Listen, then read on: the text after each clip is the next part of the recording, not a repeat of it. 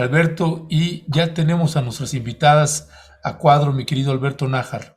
Así es, tenemos el gran gusto que nos acompañe la doctora Leticia Calderón Chelius, es investigadora del Instituto Luis Mora, y la doctora Guadalupe Correa Cabrera, profesora asociada de la Universidad George Mason. Están aquí con nosotros para conversar sobre un tema que me parece que no ha tenido los reflectores necesarios y que es de suma gravedad. Pero primero quiero darle la bienvenida. ¿Cómo están, doctoras? Buenos días. Muy bien, personalmente encantada, y un saludo grande también a Lupita, que vaya que ha corrido hoy. Muchísimas gracias Leti, Alberto, Ernesto, un placer estar con ustedes y como siempre un gusto poder compartir este espacio con mi gran colega Leticia Calderón, principalmente los temas de migración. Gracias, bienvenidas, Ernesto. Sí. Adelante, Ernesto. Gracias también, bienvenidas a ambas, y pues le agradecemos ahora que nos enteramos a la doctora Guadalupe Correa, que la hemos tenido en las carreras, pues no sé cuántos compromisos tiene por ahí, pero gracias por abrirse este espacio, Alberto. Así es, efectivamente, vamos a aprovecharlo, estamos entrando unos minutos tarde, una disculpa, que tuvimos ahí que arreglar algunas cosas internas. Básicamente el tema que nos mueve y por la que hemos convocado, hemos pedido que conversen con usted y con nosotros, la doctora Leticia Calderón y la doctora Guadalupe Correa, es porque recuerda usted que en la época de Donald Trump, concretamente en 2019, cuando Trump estaba en pleno poder, no quiero repetir la frase de algún exgobernador de Veracruz, pero va muy bien a cómo estaba en ese momento Donald Trump, pues tomó la determinación de presionar a México para que cerrara la frontera sur.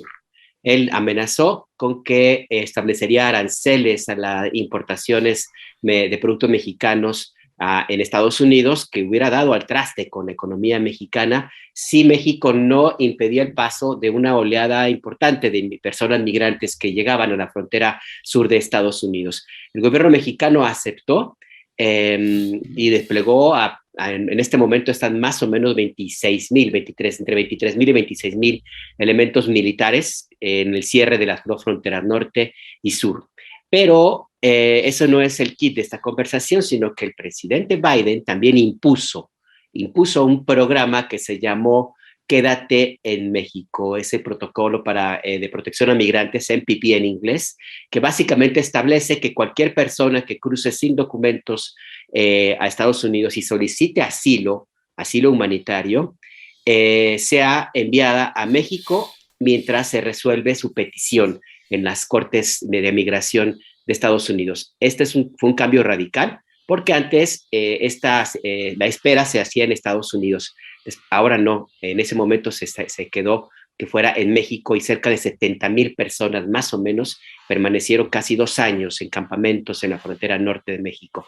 Este programa fue suspendido unas horas después de que el presidente Biden rindió protesta, juró la Constitución en la Casa Blanca, y nada, pues que ya casi un año después de esta determinación, hay presiones fuertes para que se restablezca este polémico programa de Quédate en México, el MPP en inglés. Y de eso queremos hablar con ustedes, doctora Leticia Calderón, Guadalupe Correa Cabrera.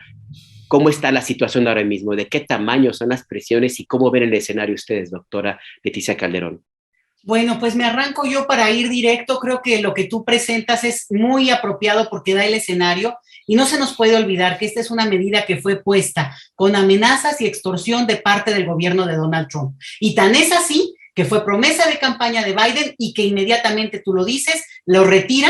¿Y por qué? Porque las personas que están solicitando asilo en Estados Unidos lo tienen que solicitar en Estados Unidos. Entonces, eso es una anomalía jurídica desde el punto de vista que se vea. ¿Sí? Bueno, pero fue un momento excepcional. México también tenía una situación complicada y luego vino además el contexto de la pandemia. Entonces, podemos entenderlo y podemos, digamos, acompañar incluso la decisión complicada que en su momento tuvo México, y tocó apechugar, ¿eh? No podemos tampoco decir que no, porque eso es lo que ocurrió. Ahora viene este nuevo escenario, un presidente demócrata y un juez de Texas un juez y una serie de la fiscalía que lleva a cabo una revisión, y también esto en el juego político estadounidense se pone una denuncia porque se presume que fue retirado este programa excesivamente rápido. ¿Sí? O sea, como que si llegó Biden y de inmediato cumplió esa promesa de campaña. Entonces, la acusación de sus detractores tiene que ver con que, bueno, pues se apuró demasiado y por tanto un juez revisa y efectivamente dice que no procede haberlo hecho de esa manera y por tanto ahora pues, se va a reiniciar el programa NPP o quédate en casa como le decimos en México. El punto aquí es que sale ya un documento muy importante de parte de, digamos, de esa Fiscalía Tejana, de esa instancia jurídica que mandata al gobierno de Biden a que implemente esto a mediados de noviembre. Repito, mediados de noviembre. ¿Qué pasa? Que en cada párrafo de este documento muy corto se reitera, esto depende de la decisión del gobierno mexicano, que es un país soberano, que tiene una serie de decisiones y por tanto hay negociaciones, pero depende del gobierno mexicano. Por tanto, en este momento, la pelota de esa decisión está en el lado mexicano y México puede rehusarse elegantemente y con los, digamos, yo no dudo de las formas diplomáticas que nuestro supercanciller pueda llevar a cabo, no dudo que sea delicado, no dudo de las presiones que tienen que haber, pero sí hay algo que, y quiero de una vez aprovechar y ponerlo en la mesa, es, por un lado, hay ya también varios grupos de sociedad civil pro migrante en nuestro país que han puesto una denuncia, un amparo primero, y ese amparo se ha subido a la Suprema Corte para solicitar que México, nuestro país, nuestro gobierno, no acepte eso de parte del gobierno estadounidense. ¿Por qué? Porque son razones fundamentales, porque no se respeta el debido proceso de las personas que están solicitando asilo político en Estados Unidos, no en México, porque, digamos, falla a todas las convenciones internacionales y porque además, bueno, tiene una implicación muy seria para nosotros en términos de que México no es, desafortunadamente, duele decirlo, pero no es capaz de, digamos, tener condiciones de seguridad para esas personas porque ni siquiera las tiene para sus ciudadanos, ¿no? Entonces, dicho eso, esto sube a un nivel jurídico muy al estilo estadounidense, ¿eh? Y por tanto, el gobierno mexicano tiene una as bajo la manga y puede decir, yo podría aceptar y estaría dispuesto, vamos, ¿no? Pero digamos, las leyes de mi país y la Suprema Corte de mi país o un amparo de un juez que aquí para cualquier cosa, estos amparos, no entiendo por qué, ¿no? Para pronto sacan con un amparo. Bueno, hay un amparo que me impide proceder y por tanto tengo que respetar las leyes de mi país, como lo comprenderán ustedes, señores estadounidenses. Entonces, sí me parece que este es un momento clave, porque lo que se está discutiendo, ni más ni menos, primero es ser cómplices de la violación a los derechos humanos de esas personas que han huido de una situación y que por fin llegaron a Estados Unidos y solicitan en ese país asilo. Si ese país no les da el asilo, será problema de ellos, pero no es problema de México en ese sentido. Digo, humanitariamente sí, pero ya sería otra discusión. El otro y último punto, para darle la palabra a Lupita, que está acá con nosotros, tiene que ver con que finalmente México, tenemos un momento de que la pandemia bajó. Sabemos muy bien que estamos en un momento hasta de euforia, ¿no? Pero esto no ha acabado y el costo económico y social y psicológico que nosotros estamos viviendo y que tenemos que enfrentar como pospandemia, digamos, o por lo menos un equilibrio de la pandemia, es muy fuerte y necesita todas nuestras energías. Y además, esto es abrir otro frente al tema migratorio del que hay que hablarle muchas cosas, porque efectivamente el gobierno mexicano ha jugado con un equilibrio muy complicado, pero francamente en este tema hay mucho que decir, con todo el respeto y el cariño que me pueda yo tener por muchos de los actores políticos de este momento, pero creo que nos deben mucho. Gracias, doctora Leticia Calderón.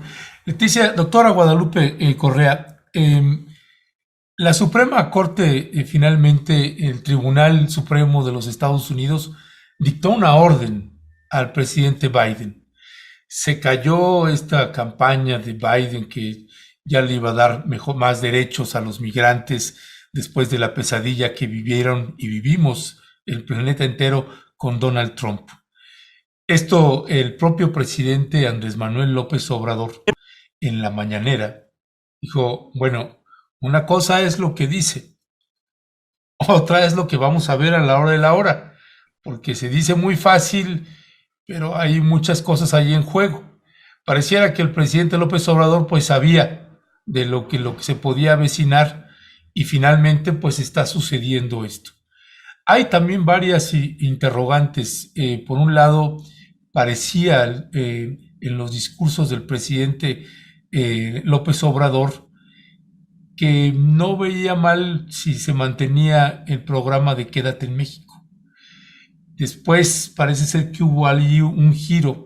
Desde el trabajo que ustedes hacen en campo, ¿cuál es la valoración que ustedes tienen sobre la posición que tiene el gobierno mexicano frente a estas presiones que está recibiendo por parte del gobierno de los Estados Unidos?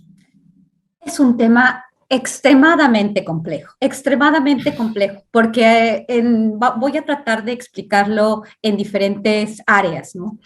Conocemos que la relación entre México y Estados Unidos es una relación obviamente muy desigual, donde Estados Unidos pues lleva la batuta. Lo que hizo la administración de Donald Trump, lo que hizo Donald Trump cuando amenazó con establecer aranceles a todas las exportaciones mexicanas, sus importaciones de productos mexicanos a Estados Unidos. Si esto se lleva a cabo 2 días, nos destruyen la economía. Las bolsas, eso es algo que no podemos cuestionar. Por el otro lado, el trabajo de Cancillería que se hizo, porque Marcelo Ebrard llega en el año 2009 a Washington y se reúne con los demócratas y al final los republicanos dan el manotazo y bueno, México tiene que aceptarlo y no solamente eso, sino que tiene que desembolsar recursos para enviar a la Guardia Nacional a la frontera sur sin ningún recurso, simplemente para evitar la caída de las bolsas, la caída de la economía mexicana, también por la cuestión de las importaciones. Sí, en el año 2019, ¿verdad? En el año 2019. Sí. Entonces, antes de las elecciones del 2020 en los Estados Unidos, después de que habían llegado estas caravanas y que se había visibilizado el tema de la migración irregular, y en Estados Unidos, pues era de alguna forma una de las grandes de las grandes cartas que tenía Donald Trump para consolidar su base de apoyo. Ok. Pareciera ser, y en esto concuerdo con la doctora Calderón, de que México no tendría de otra en este momento. Pero llega otro presidente, un presidente demócrata, que aparentemente también tiene las manos atadas, porque aparentemente, pues, esa no es su decisión, sino es la decisión de una Corte Suprema que atiende a la demanda de una corte en el estado de Texas, que es una corte obviamente más conservadora, más republicana, también la conformación de la Corte Suprema de Estados Unidos. El Departamento de Seguridad Interior dice, yo no estoy de acuerdo con eso, pero ni modo, tengo que hacerlo. A lo mismo pasa ahora mismo, el Washington Post hace un par de días saca y es donde empiezo yo a hablar con la doctora Calderón, dice, Estados Unidos está listo para comenzar a implementar el programa Quédate en México. Las discusiones en México han sido positivas y en México no sabemos bien cuáles han sido estas discusiones, si ha habido discusiones o no. O sea, ahorita yo solamente estoy planteando las posibilidades basada en uno de los diarios más importantes de los Estados Unidos, que es el Washington Post, donde ya se está planteando la posibilidad de que México vaya por las discusiones. También conocemos que hace algunos días también, hace un poco más de una semana, llegan a México las tres principales cabezas de las 3 principales agencias estadounidenses que tienen que ver con el tema de la seguridad y la migración. El secretario del Departamento de Seguridad Interior, el secretario Mayorkas, el secretario del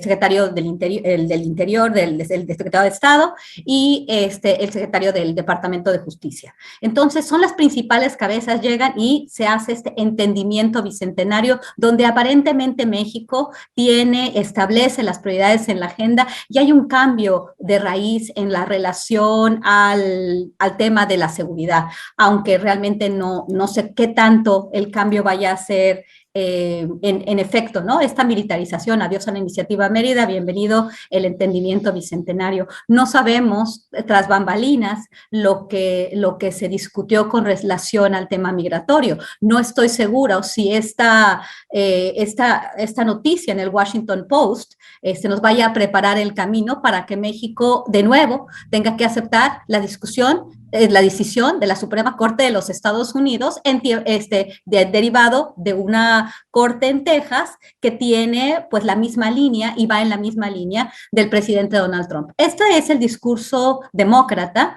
que es: yo tengo las manos atadas, pero yo sigo haciendo la misma política porque tengo las manos atadas por una decisión de la Suprema Corte y lo tengo que hacer, como dijo el secretario Mayorkas cuando se dio esta decisión. Sin embargo, lo que sí sabemos es que continúan, también compartí con la doctora Calderón otro artículo de BuzzFeed, si no mal recuerdo, con relación a expulsiones que se han dado en territorio nacional de manera consistente, y el gobierno mexicano no ha dicho nada, también en violación de la soberanía nacional. Entonces creo que este silencio incómodo por parte de México, que entiendo, el gobierno mexicano está en una posición muy complicada y probablemente negociando recursos para el desarrollo de la frontera sur, probablemente, pero me parece una actitud bastante poco transparente, de alguna forma bastante pragmática, porque en tiempo de Donald Trump no hubo recursos, simplemente hubo una amenaza.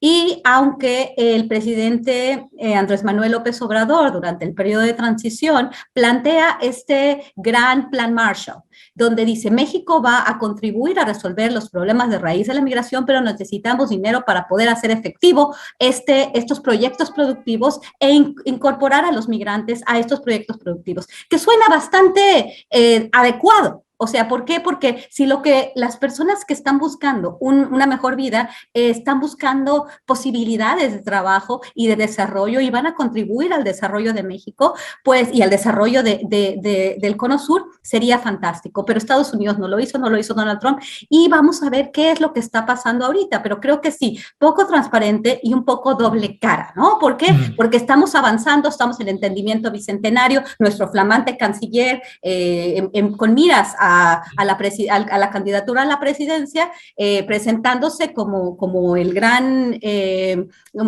negociador en el tema de las armas, en el tema de la iniciativa Mérida, pero continuamos con una situación que pone a muchas de las personas migrantes y al país en particular en cuestiones muy complicadas, porque México no tiene la infraestructura para mantener a las personas seguras con el programa Quédate en México. Esto es totalmente cierto. Cuando las personas van a regresar a la frontera, porque ellos, mientras más cerca de la frontera estén, porque además de todo está toda la cuestión del tráfico humano en la frontera, y entonces están todas esos ofrecimientos para pasar a las personas por otro tipo de vías, porque muchas de estas personas también tienen que esperar meses o quizás años para poder tener acceso al sistema y que se les resuelva su caso. Entonces esto va a ser un gran negocio para los coyotes, un gran negocio para la economía estadounidense, porque van a aceptar ciudadanos invisibles que van a llegar a Estados Unidos en condición irregular y van a tener que esconderse sin poder disfrutar de nada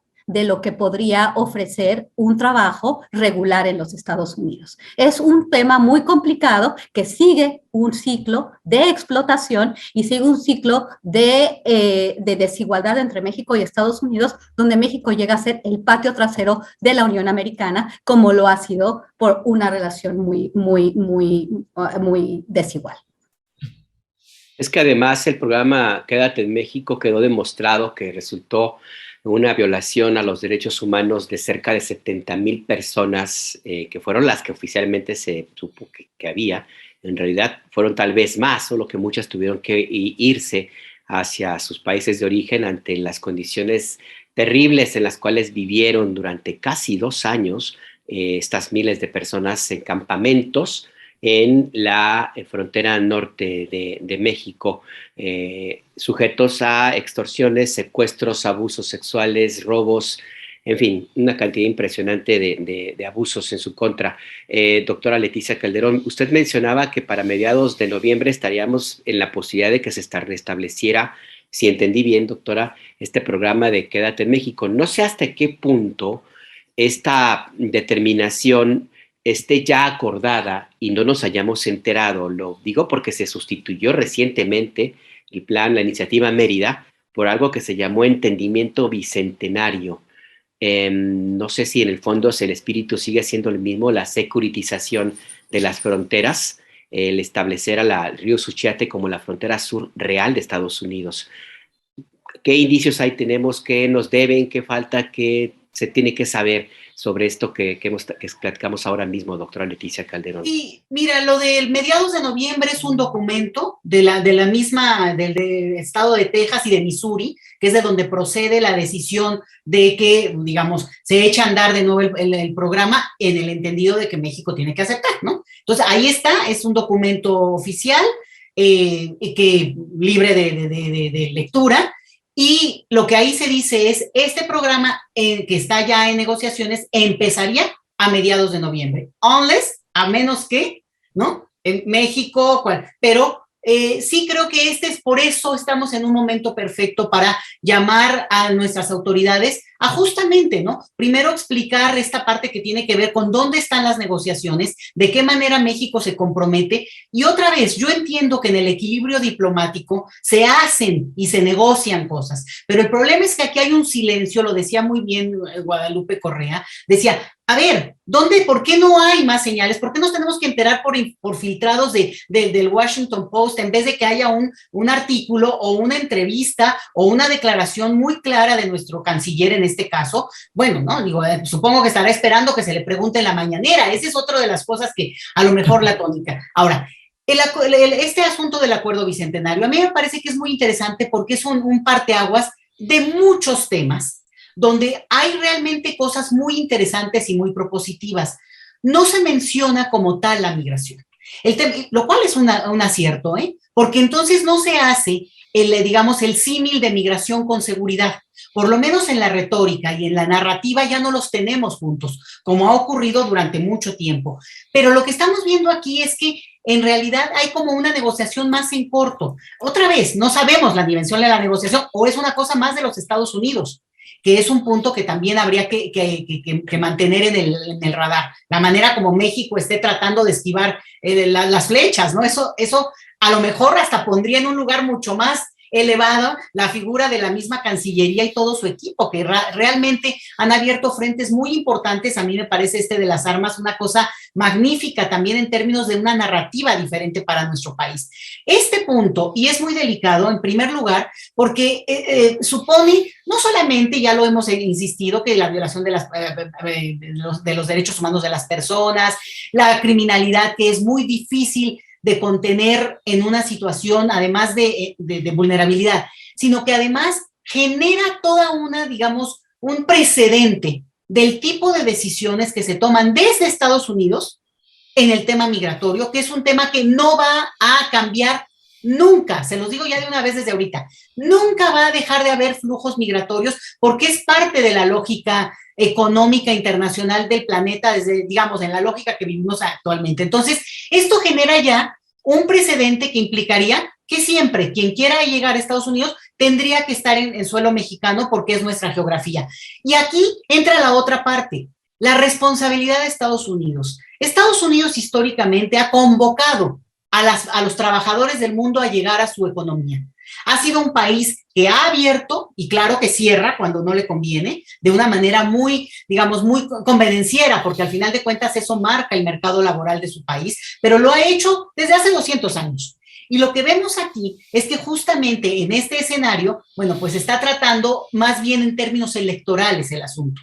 Y a mí me parece que es por eso muy grave, porque no se hacen responsables de un llamado que ellos hacen, que a los que les conviene en última instancia es a ellos, porque esos trabajadores que eventualmente llegarán a su mercado, pues al final de cuentas eso es lo que buscan. Y lo voy a ligar con una cuestión. Estos últimos días, ni siquiera semanas, estos últimos días ha salido ya muchos artículos y mucha información de la cantidad de necesidad de mano de obra que hay en todo Estados Unidos. ¿Por qué? Porque la pandemia ha tenido consecuencias brutales también para la mano de obra estadounidense, Los estadounidenses no quieren regresar ni siquiera a los trabajos que tenían, ¿no? Hay también una discusión ahí muy profunda, pero hay algunos mercados que requieren dinamizarse con nueva mano de obra.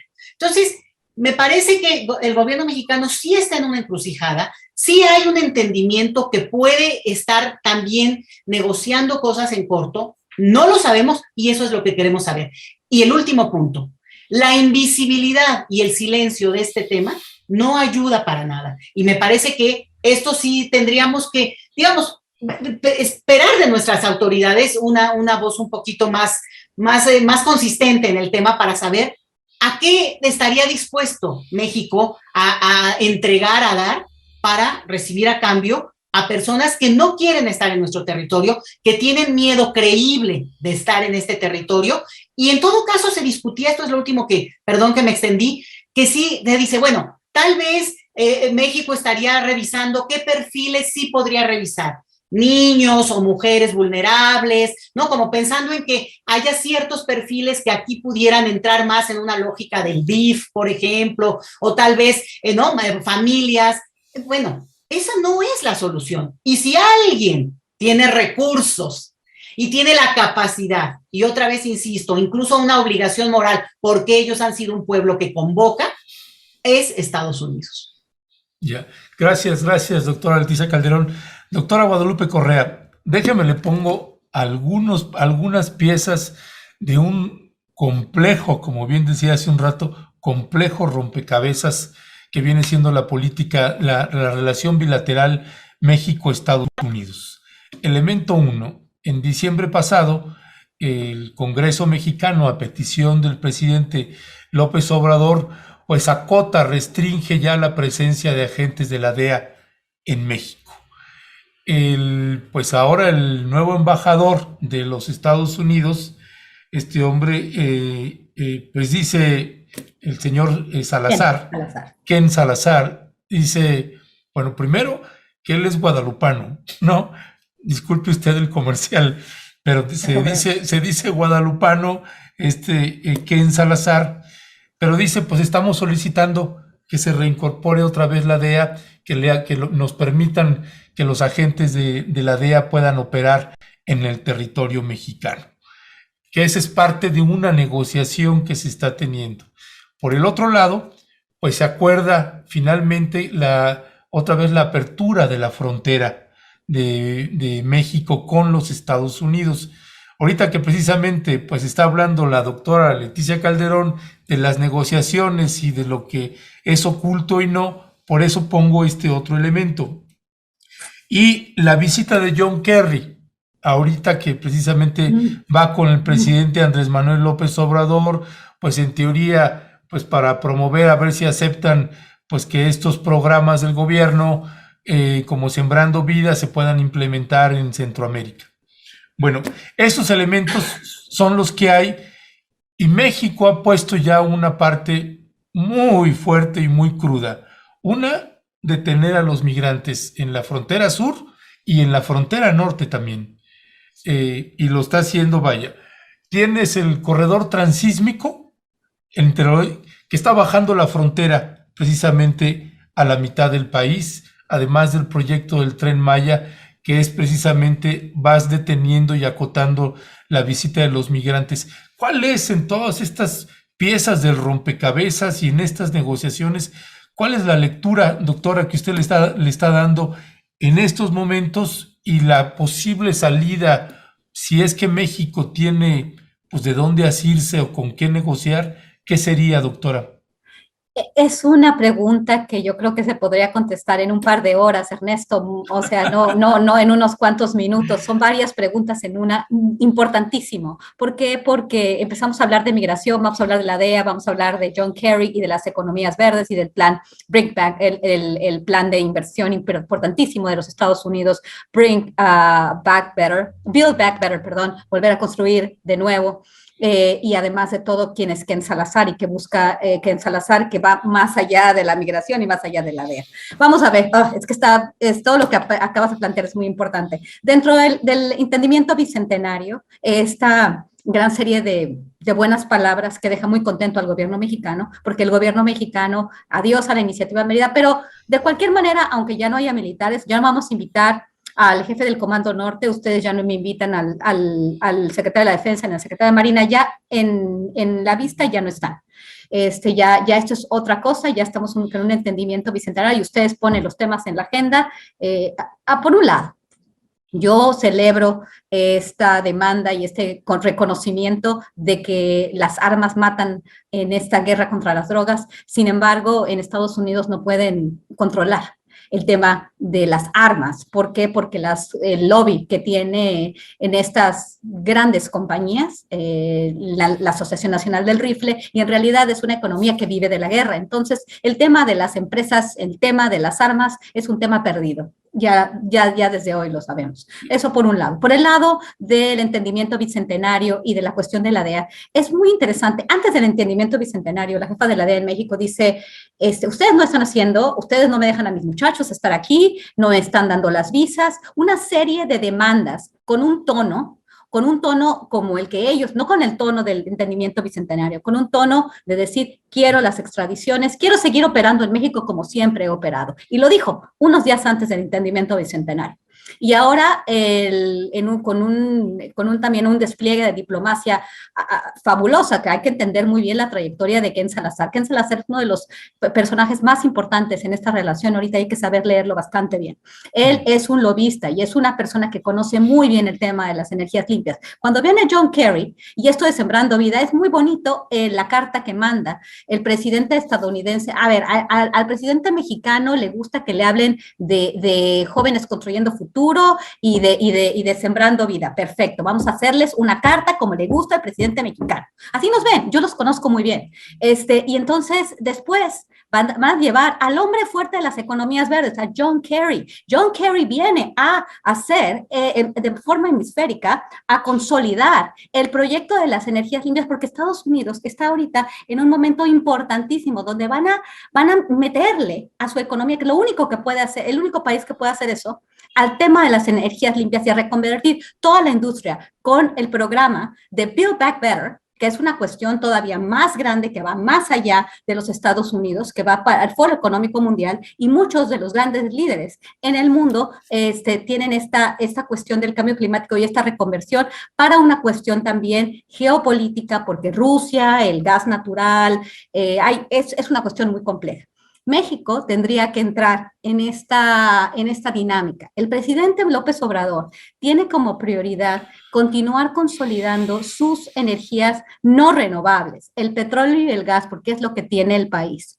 A ver en qué tipo de acuerdos llegamos, porque si te van a decir, ya no quieres iniciativa Mérida, no te preocupes, se va a llamar Plan Bicentenario, pero de todos modos tú y yo vamos a luchar y eso es lo que se dijo en Entendimiento Bicentenario, que van a continuar trabajando, cooperando juntos para desarticular lo que les llaman ellos organizaciones criminales transnacionales. Yo veo que es muy, muy parecido, porque van a seguir operando, pero ahora al nivel de la DEA, y la DEA que ha demostrado ser una agencia que no sirve para nada a nivel hemisférico para reducir el problema de las drogas, que ha sido la más fallida de todas las agencias, pero siguen en México causando problemas. Si atendemos a los reportajes sobre lo que ha pasado con los agentes de la DEA, con los agentes del FBI aquí, que han sido responsables, de acuerdo a algunas investigaciones que han sido premiadísimas, como la matanza de Allende, Coahuila,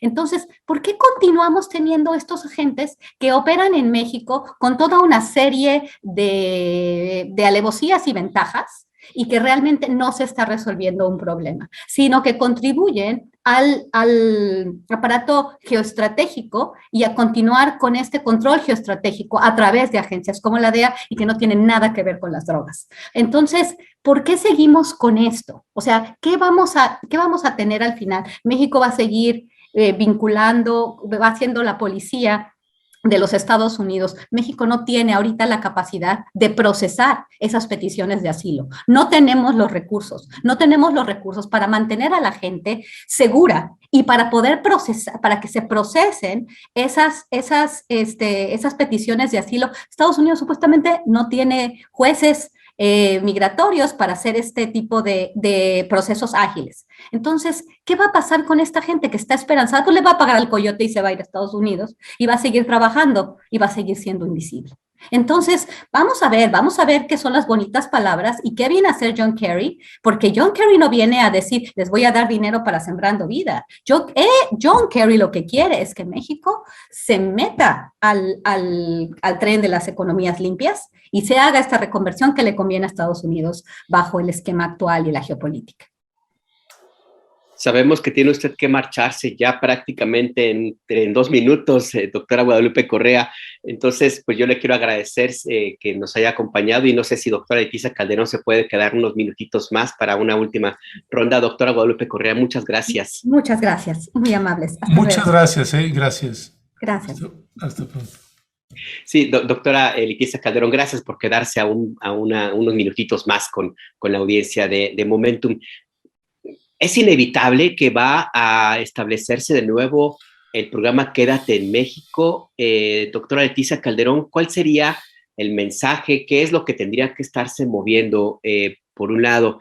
Y por el otro, yo sí todavía no me quito la idea de la cabeza, doctora, de la corresponsabilidad del resto de los países que forman parte de esta región. Sí, hay una cantidad importante de personas migrantes de Haití y de África, pero los centroamericanos siguen todavía en un número importante que vienen hacia México y también, por supuesto, doctora, que no forman parte del MPP, de muchísimos mexicanos que también van hacia Estados Unidos. Como que el tema de migración está de nuevo quedándose o a un lado o se está de nuevo, lo que me parece más peligroso, planteando dentro de la caja de la discusión de análisis de asuntos de seguridad, de securitización de las fronteras, atendido por mano dura, por militares. Vaya usted a saber, doctora. Sí, o como letra de cambio, ¿no? También. Mira, yo creo que el tema de los recursos es delicado, ¿no? Ahora lo mencionaba la doctora Correa, porque recursos hay. Y el problema es no pedirlos, porque Estados Unidos ha intentado de manera sistemática también en su momento esta cuestión del tercer país seguro, que México se resistió justo para no tener ya esta obligación legal de haberlo implementado desde hace casi 2 años. Entonces, sí creo que en este escenario el punto es más político, y es más político de Estados Unidos. Obviamente, en este tema transversal como es el tema de la migración y efectivamente puesto en un escenario de más geopolítica como nos ha ilustrado ahora la doctora Correa, bueno, pues entra y embona perfectamente con las cuestiones que se están negociando seguramente por detrás en un escenario en el cual, pues, digamos, es superior todo el asunto de generar un ambiente de seguridad que de repente este tipo de costos políticos que hemos visto que, bueno, no tampoco ni siquiera son tan altos. Pero a mí me parece que es una cuestión, tal vez bajándolo a un nivel más de política local, electoral estadounidense, por los actores que lo juegan y que en este sentido, cuando tú dices es inminente y será imposible de detener, yo creo que al contrario, a lo mejor me voy al otro extremo, pero creo que es una buena carta que pueden jugar los demócratas, que le puede servir mucho que el gobierno mexicano marque reticencia, no otra vez, no amparado en que negocia, porque hay algo que tiene que negociar, pero sí evidentemente en que México ha dado mucho, excesivamente mucho. Tan es así que hoy están llegando muchas más personas migrantes al territorio nuestro, a la frontera sur, que quieren ir a Estados Unidos. Desafortunadamente duele decirlo, pero no es que busquen llegar a nuestro país. Lo que quieren es cruzar porque se les atraviesa México, pero van rumbo a Estados Unidos. Y entonces, en este escenario, México sigue deteniendo a las personas, tiene o no la capacidad para procesar los formatos. La verdad es que lo podría hacer, también respondiendo a nuestras propias leyes y reconociendo algunas cuestiones, por ejemplo, de perfiles como visado humanitario para ciertas nacionalidades, como ha ocurrido con los venezolanos y como podría ocurrir en el caso de los haitianos en nuestro país. Es decir, si hay salidas jurídicas para destrabar eso, en realidad lo que pasa es que eso implicaría seguramente una mayor movilidad en términos migratorios. Y yo sí quiero decir que en esto se juntan otras caras de este tema de lo migratorio, por lo menos para irme a ese terreno. un despliegue de retenes a lo largo de todo el país, como no hemos visto en toda nuestra historia. Retenes donde se baja la gente y donde por características físicas se pide o no papeles. O sea, a una señora como a mí es muy difícil que me van a pedir un papel, pero seguro si viene un joven de cierto perfil, le van a pedir documentos si vamos en el mismo autobús. ¿Por qué? Porque hay una presunción racial y discriminatoria que está operando en nuestro país. Y eso hay que decirlo en voz alta y decirlo para llamar a que eso se detenga ya. Es ilegal de acuerdo a nuestras leyes, pero además es atenta contra todo un discurso que estamos construyendo en colectivo. Ese es uno. Y el otro, y de una vez lo ligo porque viene al caso, el tema de qué está pasando ahí entre relaciones exteriores, que no podemos negar que desde hace 3 años lleva la batuta en gran parte de la negociación y la discusión en el tema migratorio, y lo que está ocurriendo con la mano que se sirve sola, que es el Instituto Nacional de Migración. O es un montaje para aparecer como el policía malo y el policía bueno, ¿verdad? Porque eso también no lo sabemos. Porque la realidad es que tuvimos un incidente muy sonoro estos últimos días de la llegada de una pareja de un matrimonio joven de afganos que llegó a nuestro país por una serie de circunstancias, entre otras, que están huyendo de los talibanes, de los cuales México ha rescatado gente en, digamos, en escenas muy impactantes por todo el despliegue que nuestro país hizo y cómo se presentó hace cosa de un mes ante los medios de comunicación. Esta pareja, como muchas, podrían estar llegando a muchísimos países saliendo de Afganistán, si seguimos la narrativa de que ahí hay una situación extrema. Bueno, llegan al país, los detienen como todos los días y de manera sistemática se detienen extranjeros con documentos, con una invitación, con alguien que los está esperando afuera y que no sabe qué pasa, y gente que llega y que no le permiten ni hablar, inmediatamente los ponen en algún lugar aparte y los tienen aislados, como ocurrió con esta pareja, que separan al matrimonio,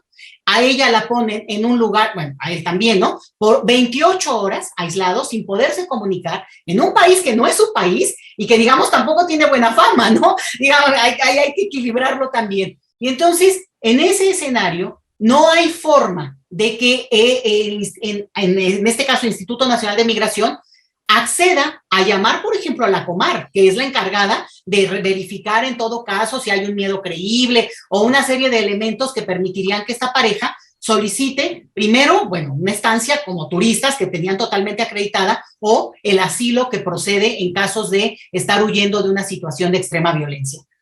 El Instituto Nacional de Migración envía a esa pareja de regreso, punto, como lo hace, repito, todos los días, y tenemos que alertar porque eso es totalmente contra de nuestras leyes y lo han estado haciendo incluso con demandas, con denuncias, con amparos que se han puesto de diferentes organizaciones y grupos.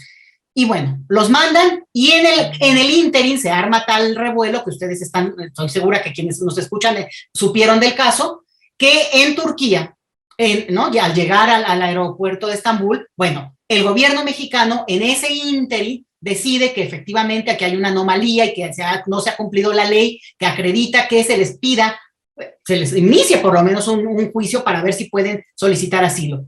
Lo regresan, o sea, estamos hablando de vuelo, estancia, o sea, una semana de estar realmente en una agonía física para estas personas, que bueno, volvemos a lo mismo, no tenemos por qué creer que las personas merecen eso, porque no lo merecemos nadie.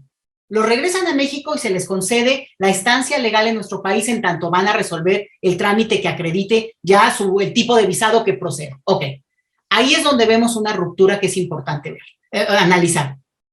Secretaría de Relaciones Exteriores concede y accede a que regresen, pero el Instituto Nacional de Migración había enviado. Bueno, ¿a quién le hacemos caso? ¿Dónde está la política migratoria de nuestro país? Ya no solo en el flujo, en la detención de personas, decía Ernesto Ledesma también, en el retorno de personas que han estado, que vienen a nuestro territorio y México cumple con deportarlas. Es decir, hay muchos huecos que esta política migratoria tiene que aclararnos para entender, incluso, fíjense lo que voy a decir, pero a costa de lo que me digan, aún para entender si ahí hay un nivel de pragmatismo donde el beneficio es infinitamente superior y México ha estado dispuesto, el gobierno mexicano está dispuesto a pagarlo. ¿no? Incluso con el costo que eso supusiera.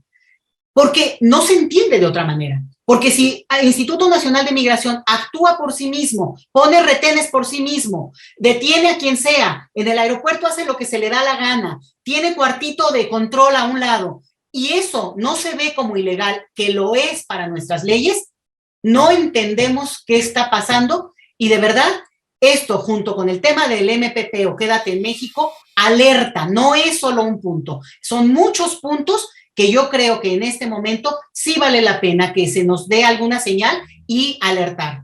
Si para mediados de noviembre se está pensando que se pudiera implementar el programa Quédate en México, no es conveniente para México. En México además inicia el invierno, es frío el norte de nuestro país, no hubo condiciones antes, no hay recursos como para pensar que podría haber condiciones, pero aún menos en una situación en la cual pues tampoco el gobierno estadounidense aparentemente, ¿no? Biden no es Trump y por tanto no estaría apoyando esta medida. ¿Por qué tendríamos que acatar la orden de un juez que yo no digo que sea menor porque no entiendo bien digamos, las jerarquías de jueces, pero francamente a mí me parece que es menor un juez de Texas frente al poder de una presidencia y de un país soberano como México?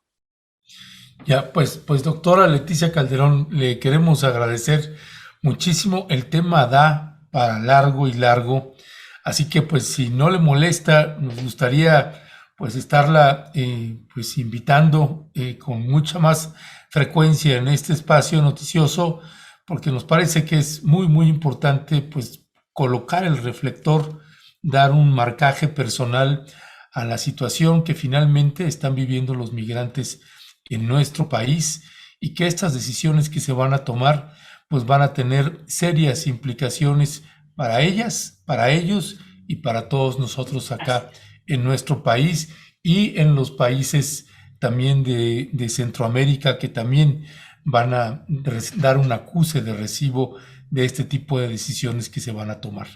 Doctora, muchísimas gracias como siempre por acompañarnos. Al contrario, les agradezco mucho y creo que es donde yo lo seguí muy bien en su conferencia de ayer y tienen razón. Estar acompañando un proceso de cambio también implica abrir, digamos, el debate y alzar la voz cuando vemos que hay cosas que no están yendo por el camino que es el que queremos que abonemos todos para que se logre. Así es, doctora, sobre todo cuando estas contradicciones y ese pragmatismo político se traducen en humillaciones y, ojo, arriesgar la vida de seres humanos, que ese es el punto central en lo que hablamos aquí en este tema y en otros relacionados con la migración. Doctora, muchísimas gracias. Un abrazo, gracias. Hasta luego.